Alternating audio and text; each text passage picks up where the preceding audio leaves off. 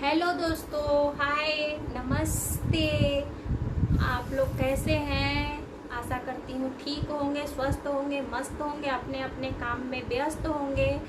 तो चलिए, आइए, अंजलि तिवारी ब्लॉग्स में आप लोगों का स्वागत है।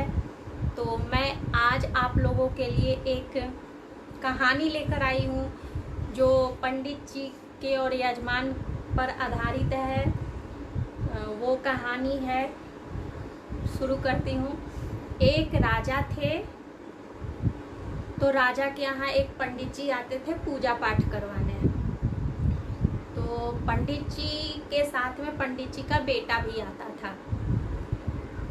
तो फिर जिनके यहाँ हम पूजा करवाने जाते हैं वो यजमान बन जाते हैं। तो राजा यजमान हुए पंडित जी के।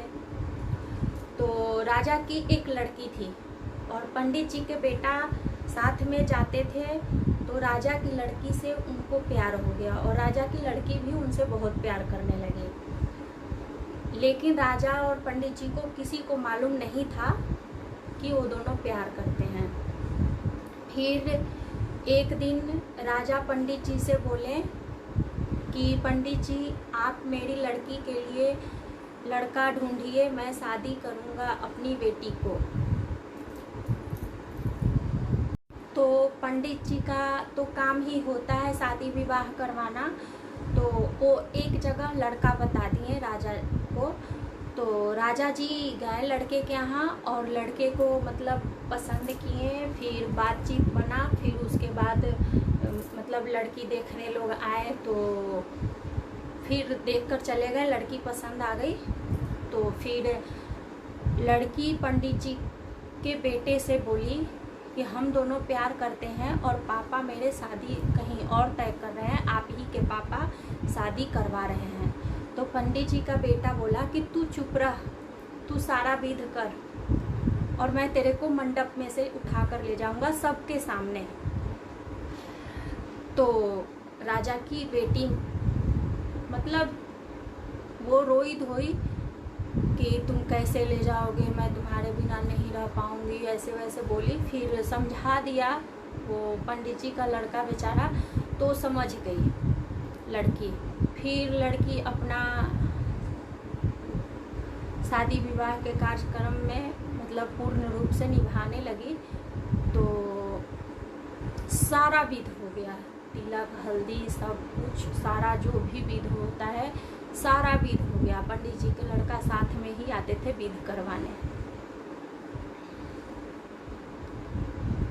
फिर लास्ट डे जिस दिन बारात आता है उस दिन भी लड़की राजा के बेटे से बोली अब क्या होगा, आज तो बारात आ जाएगा। तो वो पंडित जी के बेटा बोले कि कोई बात नहीं, तुम घबराओ नहीं, अभी शादी का भी पूरा विधि करो। तो सारा विधि विधान होने लगा। तो लड़का आया मंडप में। तो फिर जो रस्म होता है बड़ी छावन का, ये जो होता है चुमावन का, जो भी होता है वो सारा विध करवाए पंडित जी और पंडित जी के लड़का दोनों मिलके।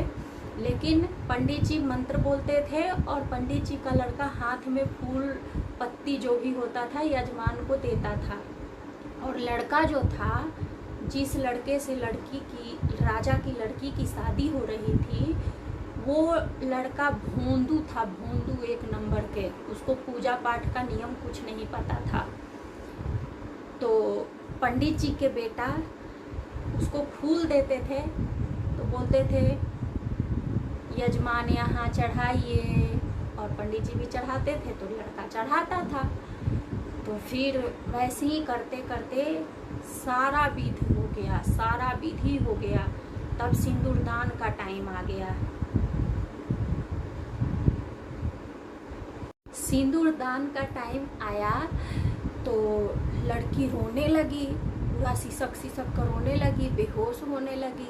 तो पंडित जी के बेटा धीरे से उसके तरफ बोल रहे हैं जो हो रहा है होने दो, हम पे विश्वास रखो, हम तुम्हारे को अपने साथ लेकर जाएंगे। तो फिर लड़की चुप हो गई। फिर क्या हुआ, जब लड़के को पंडित जी बोले बाबू सिंदूरा उठाओ और सिंदूर डालो मांग में। तो लड़का भोंदा था, उसको कुछ समझ में नहीं आता था और सिंदूरदान तो उसको देना ही था, सिंदूर मांग में भरना ही था, लेकिन वो शर्मा भी रहा था तो थोड़ा देर कर दिया। तो पंडित जी के लड़का जल्दी से उठे और उस लड़की के मांग में सिंदूर भर के बोले, ऐसे डालो, ऐसे सिंदूर डालो, ऐसे। तो देखिए दोस्तों, कैसे पंडित जी के बेटा अपने प्यार को पा लिए और वहाँ से लड़की को भी लेकर गए, क्योंकि वो सिंदूर दान किए। तो अब लड़का तो सिंदूर डाला नहीं, इतना तो भोंदू था नहीं, उसको पता था कि सिंदूर तो लड़का ही डालता है। तो वो बोला, अब मैं सिंदूर नहीं डालूंगा, इनके मांग में मांग नहीं भरूंगा, आप इनको लेकर जाओ। तो पंडित जी का प्यार मिल गया। अगर मेरी कहानी आप लोगों को अच्छी लगी होगी तो आप कमेंट में बताना। तो ऐसे ऐसे मैं कहानियाँ आपको सुनाते रहूँगी, और नहीं अच्छी लगी होगी तो मेरे को माफ़ करना, क्योंकि मैं क्या जानूँ आपका पसंद क्या है।